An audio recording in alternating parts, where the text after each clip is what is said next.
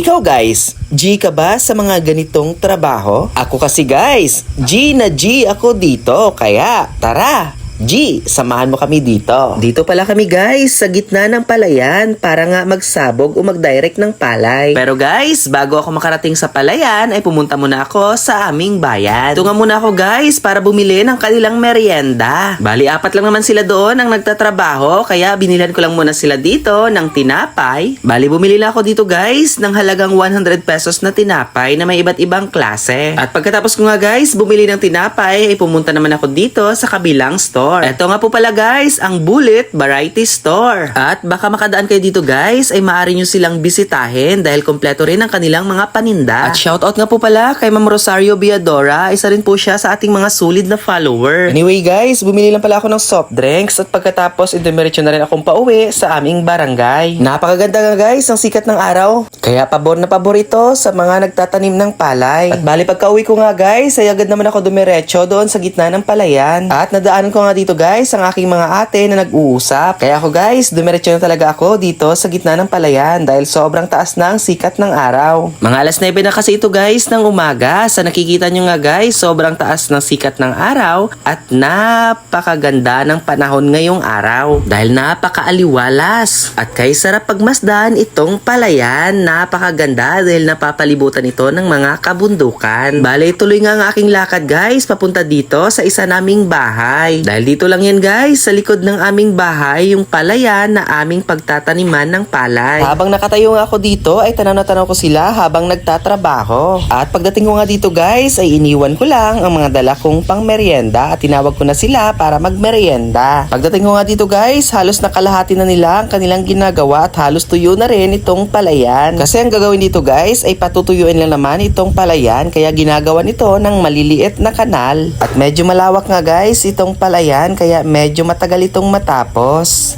At yung nagtatrabaho nga lang dito guys ay ang aking kapatid na si Clitz taga-Bukid kasama ang aking bayaw, si Nung Dante Magsipok at kasama rin dito si Jose Alvarez. Sila nga guys ang gumagawa ng kanal at nagpa-plat ng palayan. At pagdating ko nga dito guys ay agad ko namang kinuha itong rek para ako naman ang gumawa ng kanal. Madali lang naman ito guys gawin kasi nga magre-rek ka lang para gumawa ng kanal at ipa-plat itong mga putek. Madali lang talaga guys, yun nga lang nakakapagod din syempre, dahil medyo mabigat rin itong rek na aking hawak. Kaya pala guys, ginagawa nito ng kanal at pinaplat yung putek para pag tinapon yung palay ay hindi ito malulunod sa napakaraming tubig. At kapag umulan guys at dadami yung tubig ay mabilis lang itong patuyuan dahil nga meron ng kanal. At medyo na-enjoy ko nga dito guys ang ginagawa ko kahit sobrang init ng panahon. O diba guys, kayang-kaya ko ang ginagawa nila. Wala naman kasi guys, mahirap na trabaho basta porsigido ka lang at willing matuto. O diba guys, malawak na rin ang aking nagawa. Pero guys, malawak pa to ang kanilang tatrabahuhin. Kaya eto, sinalo ko muna para makapagpahinga naman sila kahit kakaunting oras. At nung nakaraang taon nga guys, ay nandito rin ako para tumulong sa pagdadirect. Nagkataon talaga guys na nandito ako upang isagawa itong pagdadirect. Bali, first cropping nga ito guys, ang pagtatanim ng palay dito sa aming bayan. At expected nga guys na mag-aani kami dito ay sa buwan ng September. Bali, 2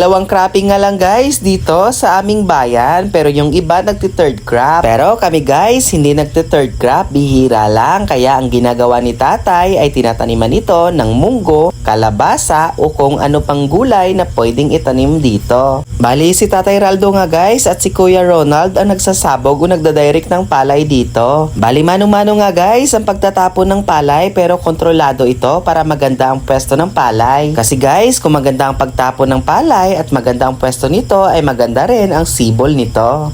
Sa pagdadirect guys, alam kong eksperto dito ang aking tatay. Dahil sa buong buhay niya guys ay umiikot sa pagtatanim at pag-alaga ng palay. Kaya guys, kahit 65 years old na nga siya ay tuloy na tuloy pa rin ang kanyang pagtatrabaho dito sa palayan. Kasi yun talaga guys ang nagpapasaya sa kanya at nagpapalakas. At dito na nga sila guys, kumuha na ng tinapay para makapagmerienda. Pero guys, sa oras na ito ay hindi pa tapos ang kanilang ginagawang pagkakanal. kanal. At eto nga guys, si kuya ay binuhos niya na ang mga binhe sa timba para ipanghagis doon sa mga nauna nang natuyo na mga kahon. Bali yun lang naman guys, ang gagawin nila ay papatuyo yung mga kahon at ihahagis itong mga binhe. At dito ko na lang guys tatapusin ang aking video.